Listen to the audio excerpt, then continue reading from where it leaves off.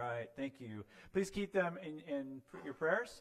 There are missionaries in tough places all around the world, but this is, of course, on my mind as I'm getting messages from multiple friends.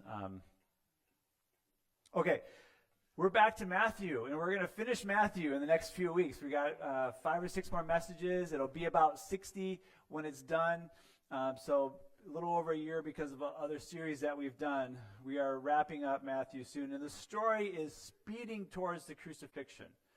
And today we're going to talk about how Jesus is being tested. Things are starting kind of to ramp up, and even as you read the Gospels, Matthew can feel kind of long, but as you read it, you kind of, your heart races a little bit, like things are getting real in a way, like there's an intensity about the next few chapters. We talked about Matthew in January, was the last time we talked about, and because of the way Matthew writes his story, we talked a little bit about Palm Sunday. We'll hit that again in a few weeks. Jesus has come back to town. He rode into town on a donkey. He went to the temple. He overturned the tables, right? He's stirring things up. He's back in town for Jerusalem is the town I'm referring to. He's back for the Passover. The Passover is the big one. It's the most important feast and festival in the Jewish kind of spiritual calendar. It is the big one. And it's similar, not the same. In Islam, it's important to go to Mecca on pilgrimage at least once. It isn't that same kind of demand, but as a Jew, you would want to go to Jerusalem for Passover if you could, right? It is a big deal. And the town was roughly, population-wise, roughly the size of La Crosse. We've got 50 or so thousand people in La Crosse, 100 or so thousand in the demographic area. Jerusalem at that time was similar to that. During Passover, depending on which account you would read, it could blow up to 1 million people, right? Sounds horrible, right? A bunch of people from out of town. It's crowded. It's sweaty. It's like, really? How about we don't, right? Can we not? It just sounds awful to me. I grew up in a tourist town that would go from 30 to about 40,000 people at times, and it was just, you can't go anywhere. And then there's a drawbridge, so traffic just stops. So it's just, and then everyone's mad on vacation. It's good. So Passover, this is what is happening right now. So everything's tense, and Israel is under Roman rule, and Romans had a pretty general practice of they would let you maintain your religious practices, even have whatever country they conquered, your local leaders could be put in charge as long as it didn't interfere with kind of Roman politics and agendas and all that. So the Romans and the temple leaders are kind of partnering on making sure this is a peaceful, celebration. Now, when you read the New Testament and you see the word centurion or soldier, you should read police officer. There wouldn't have been a separate police force. So the police are up in force, and they're making sure this is peaceful. But you have Jews from all over. Now, Israel isn't a massive country, but if you can imagine, if we had one central place for Christian celebration, and we had Christians from California and Washington and the upper Midwest, and somewhere in the South, Kentucky, Georgia, and New Jersey, there's some personality differences, right? I used to have a job where I was on the phone, and if the number came up and it was from the East Coast, you kind of okay, they're not mad at me. They're just saying hello, right? And then I would talk to, from the Twin Cities, I talked to someone from Canada, and they're like, why are you yelling? Calm down, eh? Right? Just a whole different culture. So you've got all these different people coming together with similar but some differences in how you live and how you worship and all that. So this is a tense moment, and Jesus has gone and stirred things up. He is making things intense. The last thing that we talked about was in Matthew 22 at the beginning. Jesus talked about the kingdom. He compared that to a wedding feast. The kingdom is a party, and I want as many people there as possible. Today we're going to look at 4 tests that Jesus passed and one that he gave. So we're going to go back into Matthew 21, verses 23 and 25. And when he entered the temple, the chief priests and the elders of the people came up to him as he was teaching and said, "By what authority are you doing these things? And who gave you this authority?"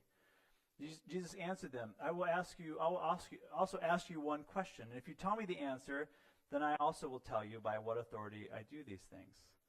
The baptism of John, from where did it come? From heaven or from man? So it was a pretty common rabbinic teaching method to ask questions. The Greeks did it. It's a great way to do education. Let's process.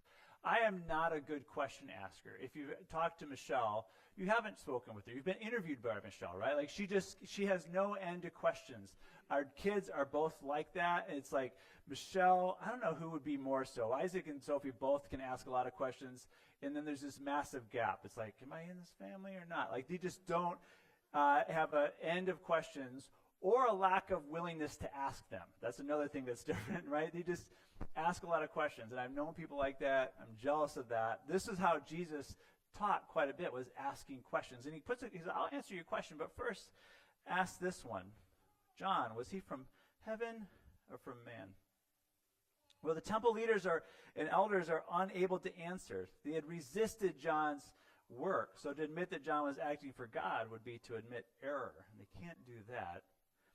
But the people liked John a lot. He had stirred up this revival. He was preaching repentance, and people were coming back to God. So they don't want to lose influence with the people. It's Passover. Things are tense, right? You never know. He wants to be a peaceful week. So they refused to answer. And Jesus refused to answer their question as well. But the question really isn't about truth. They aren't really seeking truth from Jesus. It's a trap. The silence of the carpenter's son was the answer. He proved himself greater and different. But then there's a similar scene happening in Matthew 22. We're going to cover the rest of chapter 22 today. Here in verse 15. Then the Pharisees went and plotted how to entangle him in his words. And they sent their disciples to him along with the Herodians, saying, Teacher, we know that you are true and teach the way of God truthfully, and you do not care about anyone's opinion, for you are not swayed by appearances. So who are the Pharisees and the Herodians, right? Who are these people? The Pharisees were a conservative branch, and they knew Israel's history. Israel had been great up until about 600 BC, and then it fell apart. And then you see in the minor prophets and the prophetic work after that, much of that is about Israel's unfaithfulness. And if you really, most of the Old Testament, you read Kings, and men are studying Judges right now, it's that kind of up and down. Israel's faithful, God blesses them. They're like, hey, we got this, and they take the reins and eventually walk away from God and serve other gods. And God says, okay, if that's what you want, if you don't want me, you're on your own. And eventually, God kind of pulls back. And the nation of Israel, this original plan, is kind of abandoned, right? And so the Pharisees are concerned. They recognize that this is our fault. We did this. And so they teach a really strict adherence to the law with the hope that, so I think the Pharisees get a bad rap, and that's fair. But the initial motivation was, if we can get our people to be faithful to the law, God will return and bless us and make us strong again. Because remember, they're refugees in their own land right now. They're second-class citizens at best. So that's what the Pharisees are doing. They taught a strict adherence to the law, and they were most connected to the average low-class Israelites. The Herodians are quite the opposite. These are wealthy Jews, upper-class Jews. They're kind of nominally Jewish, right? They kind of like Jewish-ish, right? And so is Herod, their local ruler. They claim some Jewish background and heritage, but really they're just seeking wealth, seeking power, seeking affluence and influence. That's what they're concerned about. They're more concerned with upper mobility than faithfulness. We can kind of have that ethic, can't we? Like, if it's going well, God must be blessing it. Not necessarily. A might makes right ethic is not really scriptural. The Herodians and Herod kind of had that. Let's align ourselves more with Rome and still be kind of Jewish enough to be palatable to the people we're leading for Rome. So these two groups are opposites, right? So why are they partnering in this moment? Why would they come together to ask Jesus this tough question? I think some of them might have been in the same book clubs, and they had read Sun Tzu's The Art of War. This is kind of an enemy of my enemy is my friend situation, right? Like, I really don't like you, but I really hate this guy, and you seem to hate him, so let's hate him together. That'll be nice, right? And so they come together. They see Jesus is causing trouble, and he's threatening to set the city into turmoil, and so they want to talk to him. Remember, the triumphal entry had happened. He'd overturned the tables in the temple. He's stirring things up. So they sarcastically butter him up. You're a great teacher. Tell us then, they say in verse 17, what you think. Is it lawful to pay taxes to Caesar or not? Now, we assume taxes, right? In most societies, once they had enough people to organize, they had taxes. It's how you pay for roads and a military and education and healthcare and all that stuff. It's what you do. So why ask this? Well, to pay taxes was seen as being submitted to a foreign and pagan ruler. This is from the Pharisee side. It was seen as sinful. It's affirming Caesar as God. So you can't do that. A good Jew, a good rabbi wouldn't do that. So this is a win-win scenario. If he says, no, you shouldn't pay taxes, the Herodians can go back to Herod and say, see, this guy is stirring people up to not pay taxes. He is a risk for Rome. You've got to do something about this. If he says, yes, you can pay taxes, the Pharisees say, see, he's a heretic. He is speaking more allegiance to Rome and to Caesar than to God. He needs to be executed or removed. He can't be trusted. He's a false teacher. So they think, okay, we got him now. Jesus' response in verse 18 is characteristically brilliant. He says, why put me to the test, you hypocrites? So he's kind of like, he's not being so, not pulling punches anymore. Show me the coin for the tax. And they brought him a denarius, which is about a day's wages for the average laborer. And Jesus said to them, whose likeness and inscription is this? And I love this. He's sort of playing dumb, as if he doesn't know what money is. Like, what are we even talking about? Show me this thing. That's neat, right? He knows what money is. He invented order in society, and he had someone in his team that kept their money, and his ministry was funded by the donations, mostly of wealthy women. So he understood money. But whose inscription and likeness is this? They said, it's Caesar's. Well, then give to Caesar the things that are Caesar's, and to God the things that are God's. I'm like, oh, dang it. So they left him and they went away. That's the second question, the second test. Moving on, the same day. So you have now in chapter 22, the way it's told, the Pharisees and Herodians come up and they ask him some questions, and then the Sadducees see, okay, he beat them. Let me see if we can get him. So the Sadducees come right away because they want to see if they can win. And the Sadducees say there is no resurrection, and they asked him a question, saying, Teacher, Moses said, if a man dies having no children, his brother must marry the widow and raise up offspring for his brother. Now there were 7 brothers among us. The first married and died, and having no offspring left his wife to his brother. So too the second and third, down to the 7th. After yes, jeez. Right? After them all, the woman died. In the resurrection, therefore, of the 7, whose wife will she be? Because they were all married to her. So what's this about, and who are the Sadducees? The Sadducees are another sort of denomination, so to speak, and they were usually more affluent than the Pharisees and connected with a more affluent part of Jewish society. What's different is it says they don't believe in the resurrection. The idea of an afterlife of heaven and hell was relatively new. 100 to 200 years it had kind of become a little bit popular. So up most of Israel's history, they aren't really concerned about an afterlife. They believe in spiritual beings, but not really life after death. And when you read the word Sheol, it isn't the same idea as hell in the New Testament. They overlap, but it's not the same thing. Their concerns were really about this life. How do we live this life in a way that God will bless us and protect us and give us bounty and harvest and all that stuff?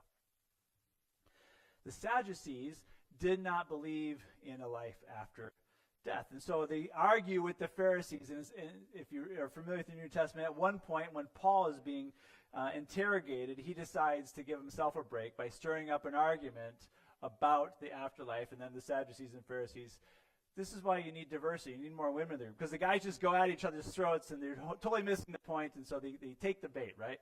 So they're fighting and Paul gets saved for the moment. So the Pharisees believe in life after death, and they have a strict adherence to the law. The Sadducees really only accept the first 5 books of the Bible, the books of Moses, sometimes called the Law, the Torah, or the Pentateuch. The same words for the same first 5 books. So they really only accept those. The rest, the law, or the prophets, the poetic books, all that stuff, they would say are not scriptural. At this point in history, most of what we considered to be the Old Testament had been established. There had been some debate. There wouldn't have been, you couldn't have bought it anywhere. You couldn't go to Barnes & Noble or Amazon or anything like that and buy it. But it was pretty well established. There are other books written in and around this time, particularly this intertestamental period from the last few hundred years BC.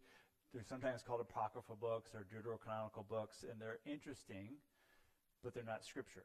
Some Christian groups consider them scripture, some hold them higher esteem, whatever. So there have been some debate. The Pharisees say, we accept, again, what we consider the Old Testament. The Sadducees say, just Moses. That's the only thing we can rely on. So when I was a new Christian, I grew up going to church and was familiar with church-ish, and I did some VBS stuff, I did some Sunday school stuff, and we did Episcopal church, Reformed church, Methodist church, then like a kind of Pentecostal, charismatic church, and eventually I became a Christian. And all this, so Christianity, Christian stuff was like history, like I believed it, but I didn't care, right? So it was just history. Like, yeah, totally, Daniel Lion's Den, I believe that, right? And Noah, like everyone knows that, right? So then I become a Christian, I start doing this Christian stuff, and I keep hearing these weird words, Pharisee and Sadducee. I'm like, what is that again? How do you tell the difference? What does that mean? I couldn't keep it straight. Here's how you keep it straight.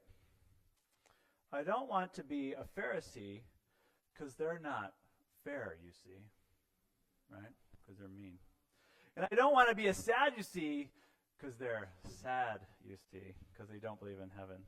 Isn't that nice? And that's all we have for today. Just kidding. So they're trying to trip Jesus up. The Sadducees are trying to trip Jesus up on what they see as an obvious problem with the doctrine of heaven and life after death. It just doesn't work out.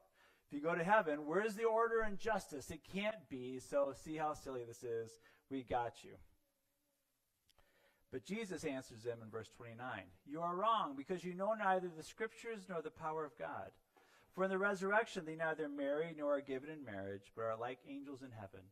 And as for the resurrection of the dead, have you not read what was said to you by God? I am the God of Abraham, and the God of Isaac, and the God of Jacob. We talked about those 3 in the last series in February. He is not God of the dead, but of the living. And when the crowd heard it, they were astonished at his teaching. Now this is one of those passages where you can read it and like, yeah, I don't get why that was such a good punchline. Like, can you explain? I don't quite understand that. This quote in verse 32, I am the God of Abraham, etc., is from Moses' conversation with God at the burning bush in Exodus 3. Moses, if you're familiar, so we talked about some of the history of Israel. They end up moving to Egypt because there's a famine. Joseph is caring for them. Pharaoh's caring for them. Joseph and Pharaoh die. New Pharaoh comes up. Israel continues to grow into this massive nation. And now Egyptians and Pharaoh are concerned, like they're too big. And so they're just oppressing them and making them work.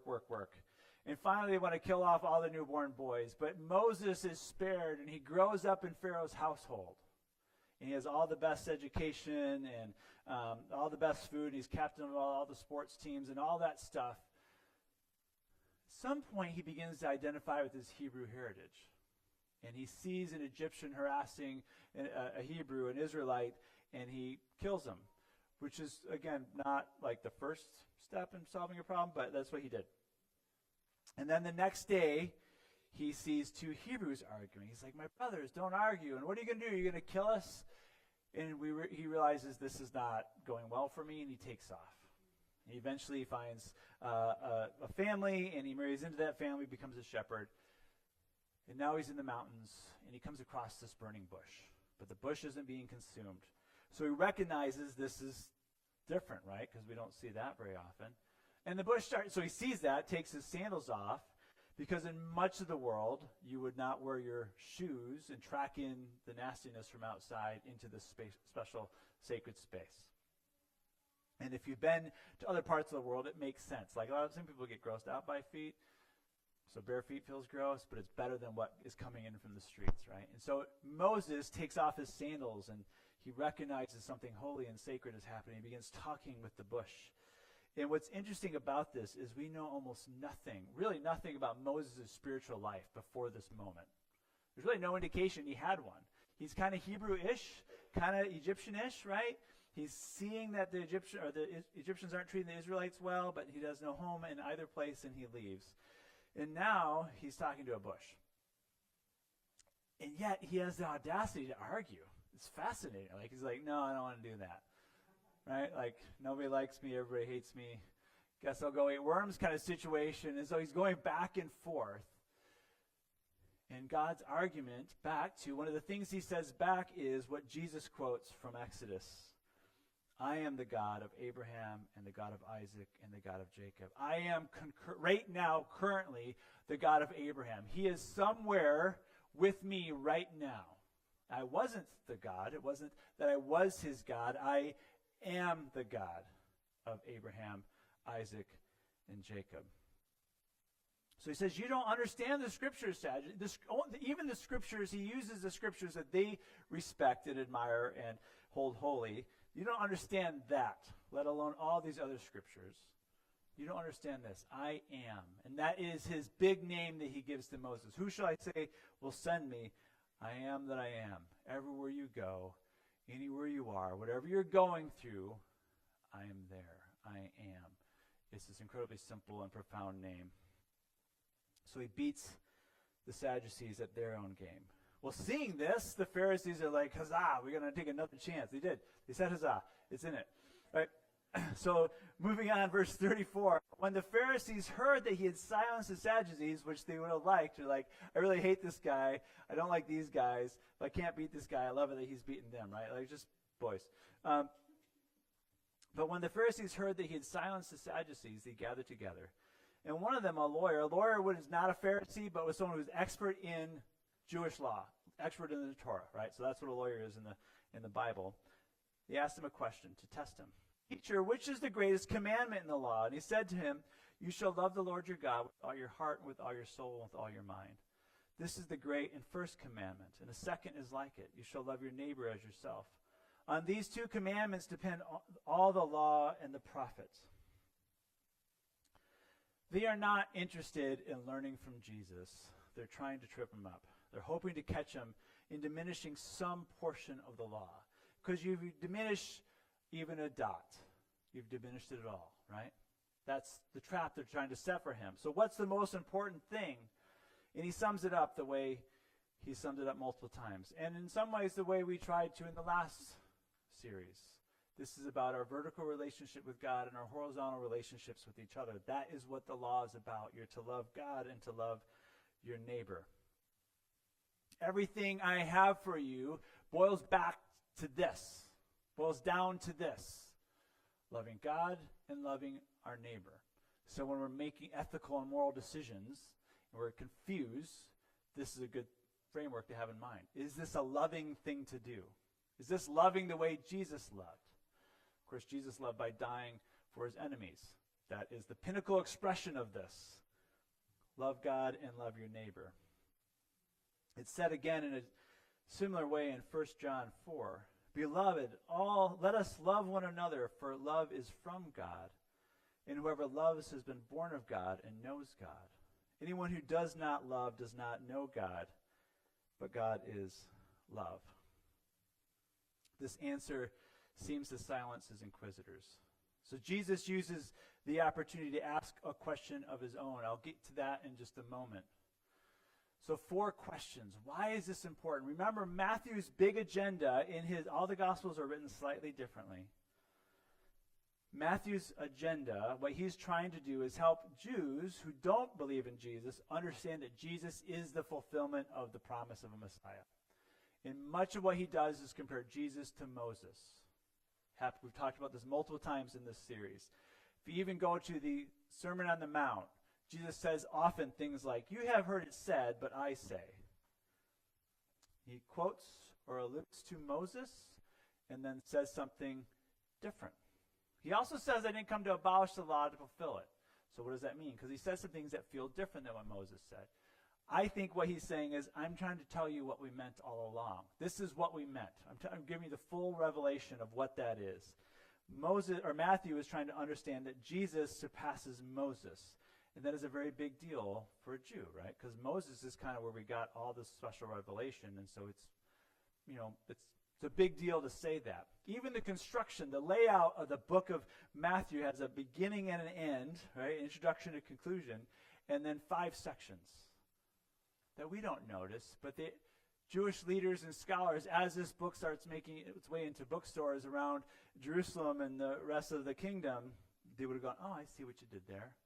5 sections, replacing or superseding 5 books. Jesus is the fulfillment of all of this. Why is that important? The Seder, or the Passover meal, is full of symbolism. I've never done one, but it's full of symbolism. I know people who have, and it's fantastic. They love it. Every bit of the meal is full of symbolism. Because the Passover, the Exodus in the Passover is the key story, foundational story for the people of Israel. So the meal is full of symbolism. Part of the Seder is 4 questions. The youngest person in attendance would ask the questions, and then everyone else would answer them. 4 questions are part of the celebration of the Passover, remembering the Exodus when God rescued us. So Moses sets this up to set up what Jesus is about to say. Jesus is the deliverer. So we can look at each question individually and kind of wonder about that. But I think Matthew puts them together. So again, the average Jewish reader would go, I see what you did there. Jesus is heading towards and provides a very different kind of exodus, a very different kind of rescue. Verse 41, then Jesus responded with a question of his own. After a fashion, it's the question I think that we all have and we all ask. Now when the Pharisees were gathered together, Jesus asked them a question, saying, what do you think about the Christ? Whose son is he? He said to him, the son of David. He said to them, how is it then that David in the Spirit calls him Lord, saying, the Lord said to my Lord, sit at my right hand until I put your enemies under your feet. If then David calls him Lord, how is he his son? And no one was able to answer him a word. Nor from that day did anyone dare to ask him any more questions. The questions from the Pharisees and the Sadducees and the Herodians and the lawyers and the temple elders are all basically the same and fundamentally no different from our own. They reveal a refusal to accept or difficulty with accepting Jesus as the Messiah. They refused because he didn't look the way they wanted him to, or say the things he wanted them to, or do the things that they wanted him to do. When they answered David's son, they're saying that they anticipate a human ruler from David's genetic line. David and Solomon ruled over Israel in its heyday, in its grandeur, when things were the way it was supposed to be. And so surely God's plan is to restore it like that. He is his son, so they are revealing that idea. But Jesus makes it clear that somehow David recognized that Israel would need a very different kind of rescuer. We do the same thing. We make Jesus white or American or socialist or Republican, or we put a gun in his hand or some other way that makes him more palatable, easier to understand. Jesus is like me, right? Jesus is like me, and he's going to fulfill the promises and my needs in the way that I understand and the way I want. But the line Jesus draws is the one we should be most concerned with. In John, there's a story. In it, Jesus says something like, let him who is without sin cast the first stone. As the story goes, Jesus is confronted with a choice. Enforce the law and condemn a woman to death by stoning, or be on the side of sinners. Are you going to keep the law or not, is the question. And the story goes, he silently bent down and wrote in the sand. And we don't know what he wrote, but it's likely to fulfill a prophecy from Jeremiah. Some of you would remember the 2004 film, The Passion of the Christ. In this scene, it depicts Jesus drawing a line in the sand. And a little tidbit, Mel Gibson directed the film, and it's his hand, not Jim Caviezel's, that draws that line. Everyone there, everyone who heard the story knew they were sinful, and that this man, Jesus, had put himself on the side of the sinless. Those of you who are sinless, throw the stone and join me over here. He made himself other, but he was there, living out love and forgiveness. This is a radically different kind of God. Rescuing, delivering. It's a new Exodus, and Jesus is at the center of it. He defies expectations and categories. The Pharisees' response means they believe that Messiah will be human, a human ruler. But Jesus responds with David's own words from Psalm 110. In other words, Jesus is saying David attested to him. David somehow understood on some level that as great as a warrior he was, and as great as Israel was, Israel would need a different kind of rescuer, a different kind of savior, a different kind of deliverance. And that's what Jesus came to do. He came to fulfill the Passover, to give us a new Exodus into new freedom that can only be found in him. And he makes himself an either-or question, right? Do you accept this and believe this or not? Now, he tolerates our questioning and our trying to understand, but in the end, it's do you accept Jesus as Jesus is or not? Right? That is what he presents. But he is there and he is here presenting himself with that choice. We're going to have communion here in a moment. And as we do, once I release you, I encourage you to just kind of walk in a circle, come forward and take your elements. Annie and Amber, if you want to come up. We have access to this deliverer who came for us because he loves us. And just like the Pharisees and the Sadducees and the Herodians and the temple leaders and the lawyers and you and I, he is patient with our questions and our doubts, and he's there saying, come to me. Accept what I have to give you freely, right? Rescue. So if you want to start coming up, I encourage you to think about that, to think about Jesus the rescuer. We all have been rescued and likely need something to be rescued from something at this moment, whether in our lives or in the lives of family or friends or people we love who are other part of the world and they're scared.